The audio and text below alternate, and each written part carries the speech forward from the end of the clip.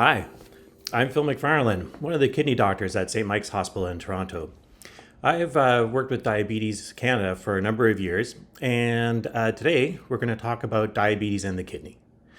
Diabetes can affect a person from their head to their toes, and along the way, the kidneys can be affected by diabetes as well. In fact, about half of people with diabetes will show some signs of kidney damage from diabetes in their lifetime. And this is true for both type 1 and type 2 diabetes. For most people, there are no symptoms related to early kidney disease in diabetes. The only way you can tell if the diabetes has affected your kidneys is to head to the lab. The first test we're going to talk about is the urine for albumin to creatinine ratio, or the urine ACR. This is going to check for extra protein in the urine.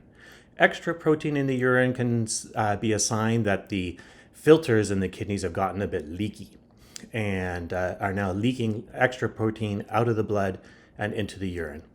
And this can happen as the earliest sign of kidney problems in people with diabetes, long before the kidneys actually start to lose other functions.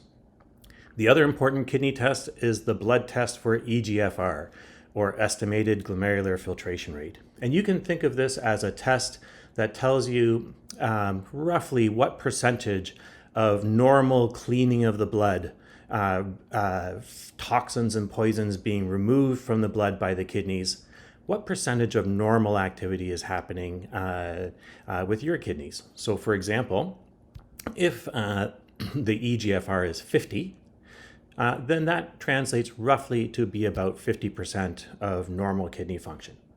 Now, most people are born with a lot more kidney function than they need, and so most people wouldn't even recognize that they've got any reduction in their kidney function till they're down below about 20% of normal kidney function.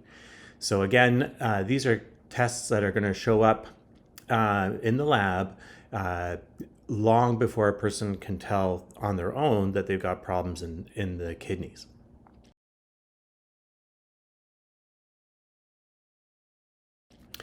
Now, there are many ways that we can actually slow down or prevent kidney problems in people with diabetes. And we've known about some of them for quite a while. First is excellent control of the blood sugar. So keeping the sugars down, working with your team to keep your A1C under the best control that you can is very important in preventing kidney disease from showing up in the first place and for slowing down the progression of kidney disease over time.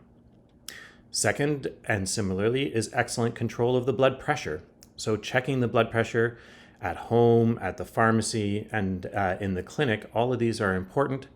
And for most people with diabetes, we're going to aim to have most of the blood pressure readings below 130/80. And there are a number of families of medications that have been found to reduce progression of kidney problems in people with diabetes over the years. So the first are medications like ACE inhibitors or ARBs. These medications, you'll know if you're on them because the name of the drug ends in either pril or sartan. These are older medications that have been around for a number of years now and form foundational therapy in preventing and slowing progression of kidney disease in people with diabetes. There are newer medications like SGLT2 inhibitors, and you can tell that you're on one of those medications because the name will end in gliflozin.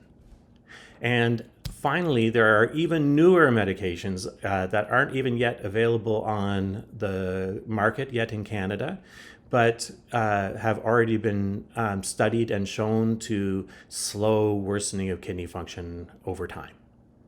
And the good thing with all of those families of medications that I mentioned is that not only do they help out the kidneys, but they lower the risk of heart-related problems in people with diabetes as well.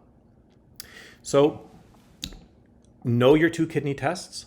Know your urine ACR for extra protein in the urine as an early sign of diabetes affecting the kidneys. Know your eGFR as a rough measure of what percentage of normal kidney function are your kidneys running at currently. And ask your team whether you're on the best medications for your heart and your kidney, including the ones that I've mentioned. You may find out pleasantly that you're already on some of them already. So, best of luck to everyone, and keep your kidneys healthy.